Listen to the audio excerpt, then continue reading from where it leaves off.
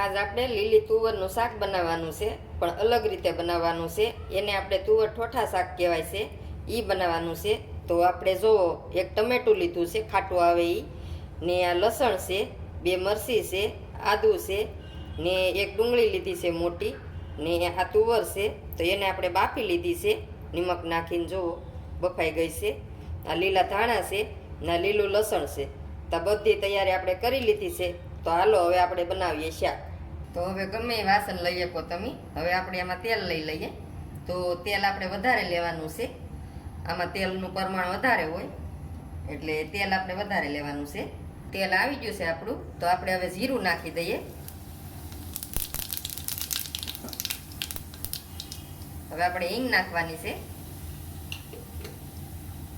હવે આપણે આ ઝીણી ડુંગળી સુધારેલી છે એ નાખી દઈએ.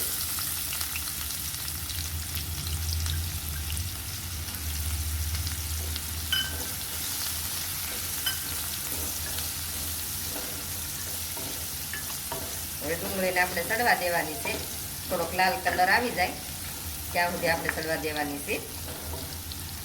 ડુંગળીનો કલર બદલી ગયો છે, જોવો તમે. આ રીતે સડવા દેવાની છે.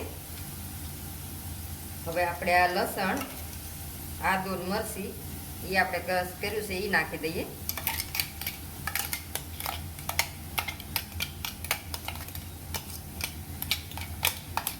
આપણે આને નાખીને થોડીક વાર સડવા દેવાનું છે.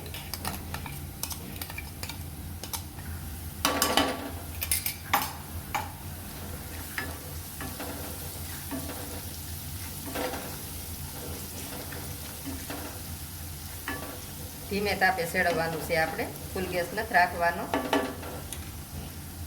હવે આપણે આ લીલું લસણ છે એ નાખી દઈએ. હવે એને આપણે થોડીક વાર સડવા દઈએ.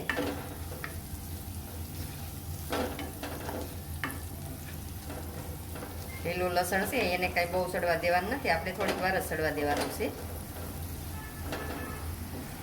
કેમ કે એનો હવાદામાં બહુ આવે એટલે લીલું લસણ જેમ બને એમ તમે વધારે નાખો તો બહુ સરસ શાક લાગે.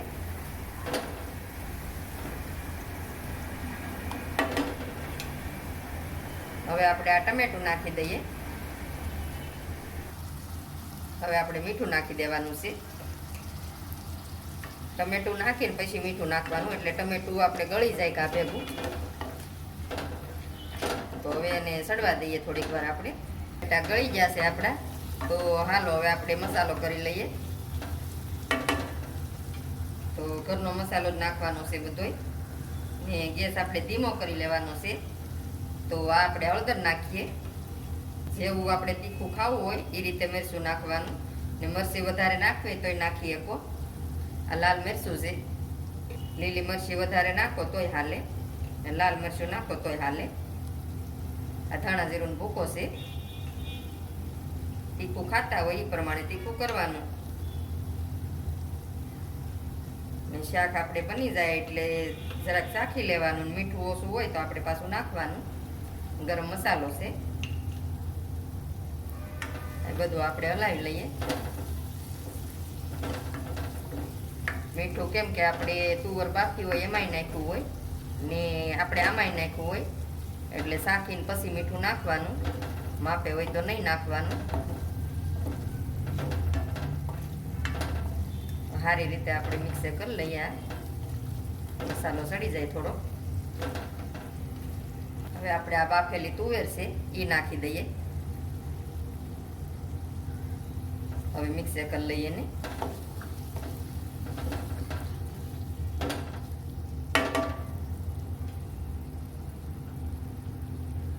હવે આપણે આ લીલા ધાણા લીધા છે એ નાખી દઈએ. લીલા ધાણા વધારે નાખવાના છે થોડા, એટલે બહુ સરસ લાગે.